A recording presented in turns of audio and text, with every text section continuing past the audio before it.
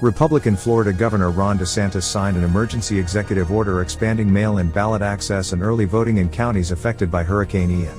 Hurricane Ian devastated areas of southwest Florida, with the damage centering mainly on Sarasota, Lee and Charlotte counties. Tens of thousands of residents there are still displaced from their homes as recovery and reconstruction efforts are ongoing. DeSantis' order allows residents of those countries to request by phone that their mail-in ballots be sent to an address other than their residential address. It also expands the early voting period to begin on October 24th and end on Election Day. Hurricane Ian devastated Florida, hundreds of millions in damage. The governor's executive order makes sense, except there is something missing. DeSantis basically suspended his own election mandates. Watch and learn, there will be more. Oh, how are y'all doing? We got a good announcement here today. It's always great to be here, and I want to thank the folks we have with us today. Our Secretary of State, Laurel Lee, is with us. Our Senate President, Wilton Simpson, is with us. The author of the bill, Representative Danny Perez from Miami, is with us. Our soon-to-be Senator Blazing Golia is with us. Our great Representative Ralph Masulo is with us. Representative Rick Roth and Senator Dennis Baxley is with us. So thank you all.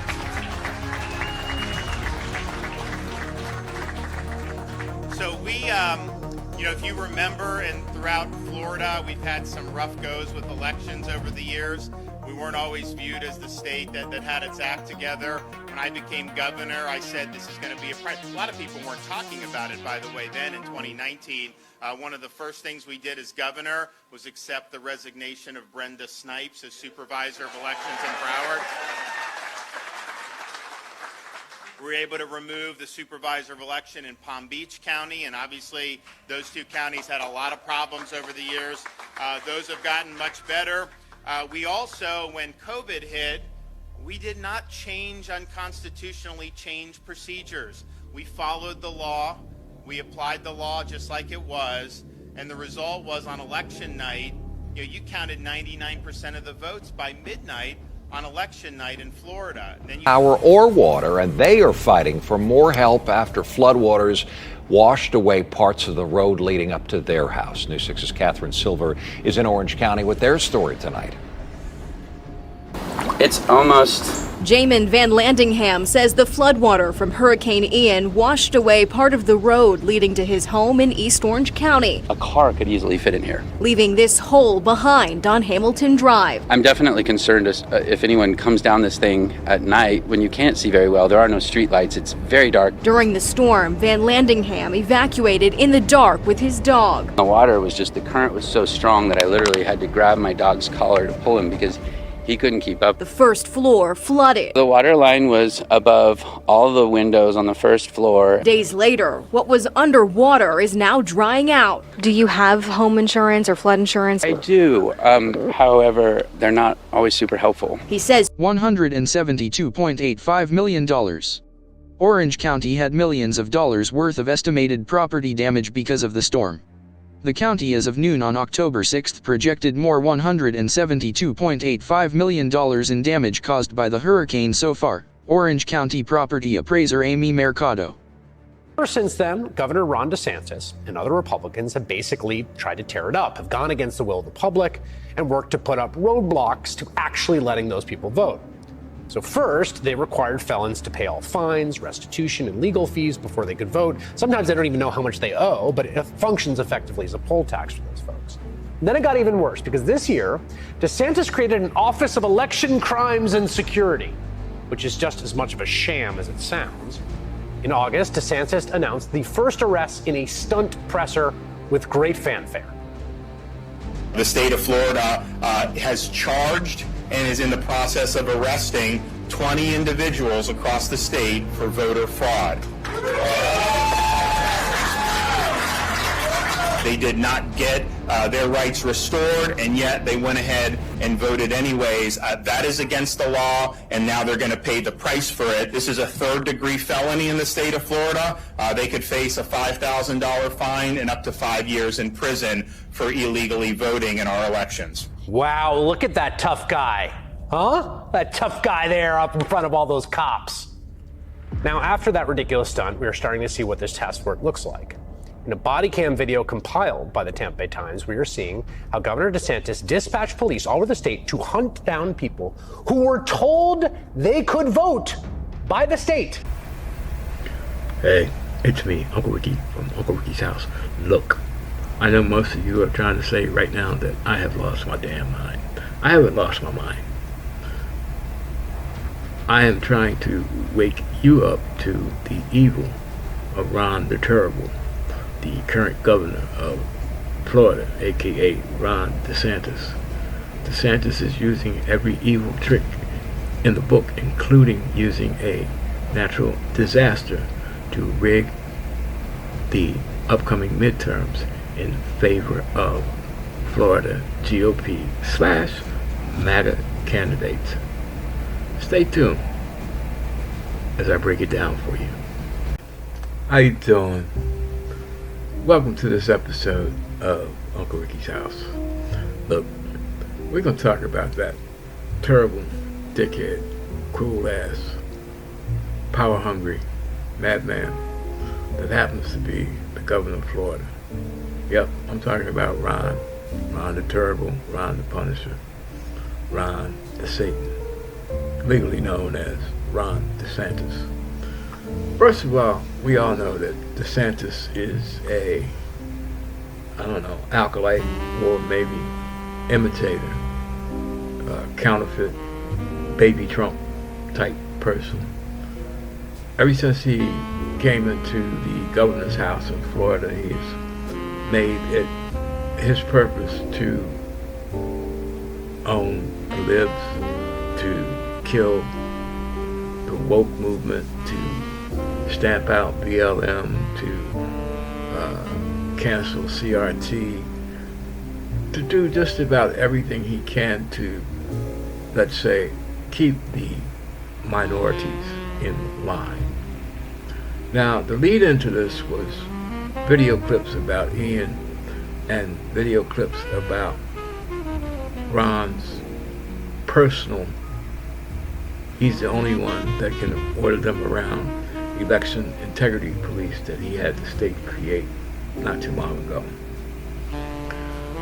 Now, the thing that ties these two things together is that it all involves voting. The lead-in clip talked about Ron relaxing the voting regulations that he basically bullied the state into passing the tighter voter restrictions based on the quote-unquote big lie told by his father figure, Donald John, about election fraud. Joe Biden is, even though DeSantis is not stupid enough to get caught up in that directly, he's used it as a pulpit, a starting ramp, a ski jump, whatever you want to call it, to get these restrictive voting laws passed that basically don't do anything but dilute the Democratic voting power in the state. Now, all the counties that were mentioned, all the cities that were mentioned in the lead-in clip are on the Gulf Coast. There's money all across the state of Florida. Florida is one of the richest per capita individual people states outside of California. But the thing is, the richest of the rich, the richest of the Republican rich are on the Gulf Coast, the western side of the Panhandle.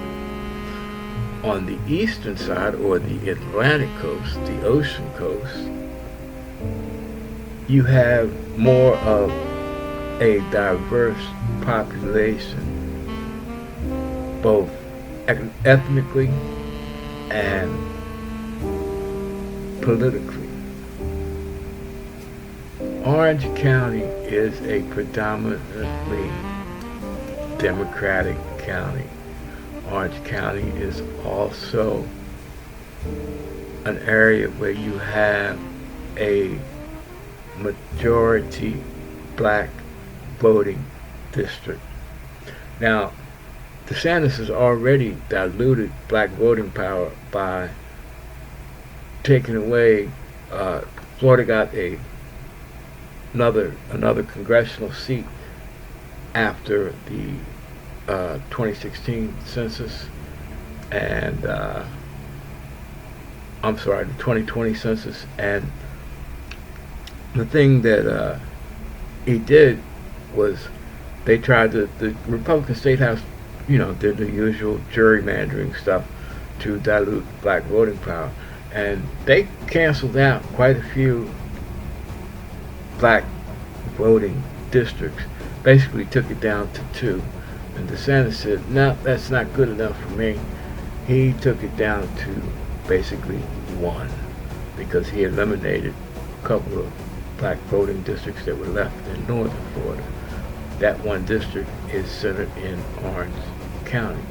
Orange County is also the home of Disney, which ever since Disney as a corporation spoke out against DeSantis' Don't Say Gay bill, DeSantis has taken it personally and has done everything he can do to grind Disney into the dust, regardless of the fact that Disney basically funds that part of the state.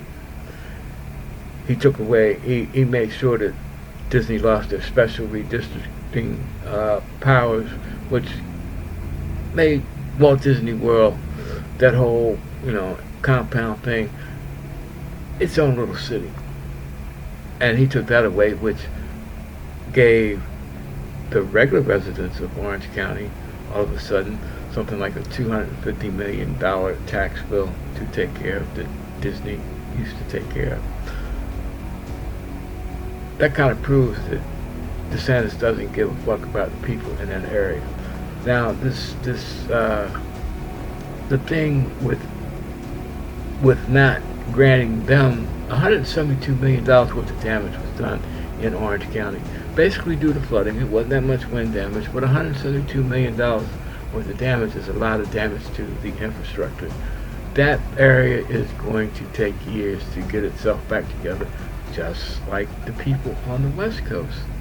On the Gulf Coast or the western side of the Panhandle. So why, if they get a break for this midterms to make voting easier for them,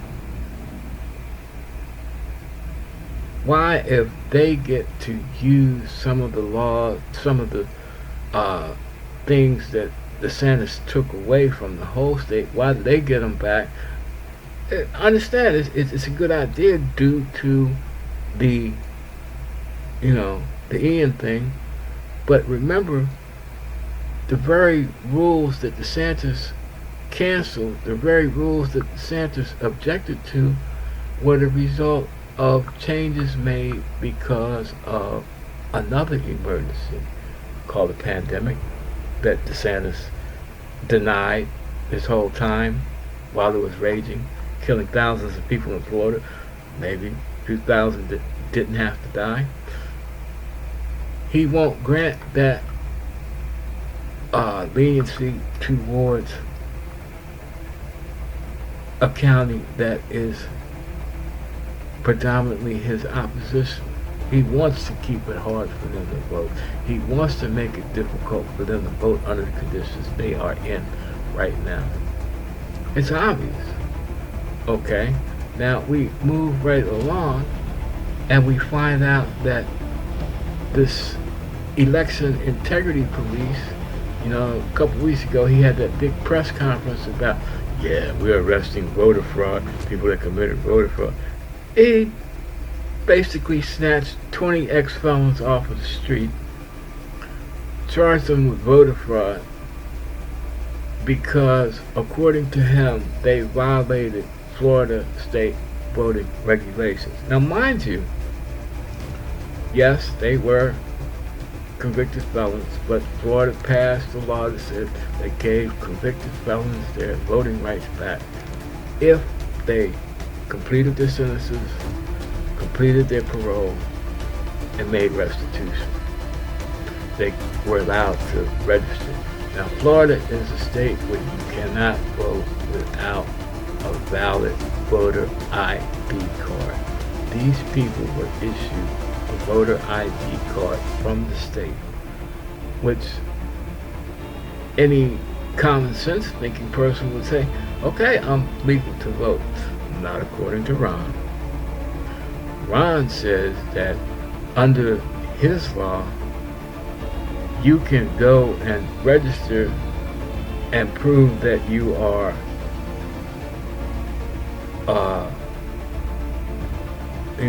if you're a felon, it's on you to prove that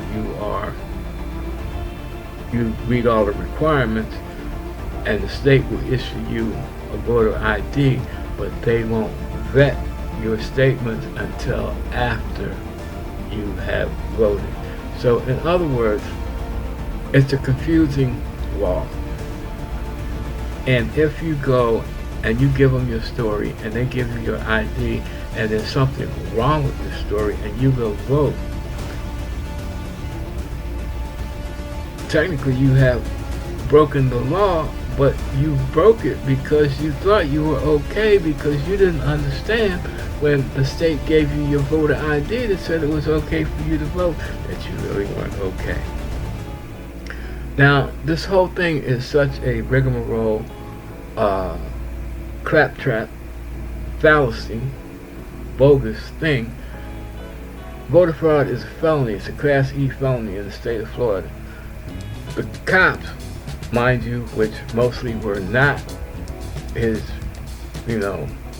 honor guard, the election integrity police that actually arrested these people were mostly state troopers, sheriffs, and local law enforcement. He couldn't even send his private Gestapo to do his dirty work. They just cut the warrants and said, hey, go get these people. Now, check this out. Of course, these people had no idea that they had committed voter fraud because they had that voter ID card issued by the state. So doesn't that make the state complicit? I mean, didn't they kind of like put the fuel, create the fuel that created the fire that allowed the fraud? I would say so. Most of these people knew that they, were under the impression that they didn't lie because they followed the rules. The state was the one that fucked up. The second thing is this voter integrity police. DeSantis intends to station these people, armed police that work exclusively for him in polling places during the actual election on election day. And nobody has to guess what polling places they're going to be in. So now you got armed guards representing DeSantis. Everybody knows that they represent DeSantis. They have the power to challenge any voter as they're coming up to vote. How are you going, if you are a former felon and you go to vote and you know 9 times out of 10 these assholes are going to arrest you if you get challenged, you think you're going to vote? And how do you think most of these felons are voting? Democratic, of course. It's all a calculated numbers game. Ron DeSantis is an asshole. Ron DeSantis is terrible. Ron DeSantis tries to punish people just like his idol, Donald John. And Ron DeSantis has every intention of getting his fat ass in the White House one day. With his attitude at that level, if he gets there, we're fucked. The governor's race is coming up before the next presidential race. Lord, do yourself a favor, do the country a favor. Get this motherfucker out of office. Cut his shit off at the root. That's all I got to say. Thank you for listening to me. Thank you for watching Uncle Ricky's House. Goodbye, God bless, and peace out.